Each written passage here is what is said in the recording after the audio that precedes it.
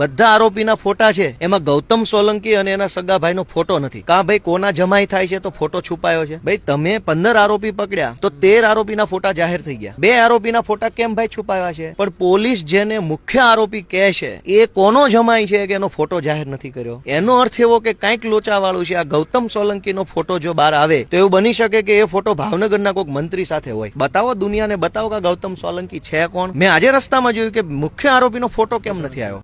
જય ભગવાન, નમો નારાયણ. ગોપાલ ઇટાલિયાનો જે વિડીયો જોયો, લઠ્ઠાકારનો જે કંઈ બનાવ બન્યો એ ખોટો જ છે. પણ હર્ષ સંઘવીનું રાજીનામું માગવા કરતાં તમે સરકારને સપોર્ટ કરો, એને સાથ ને સહકાર આપો. અને તમે જો કહેતા હોય કે દારૂ તો તમે ધારાસભ્ય બની ગયા છો તો પછી તમે તમારા ચૂંટાઈને આવ્યા છો ને, ત્યાં જાઓ, ત્યાં બી જાઓ વિસાવદરમાં અને ત્યાં બી ઇન્કવાયરી કરો.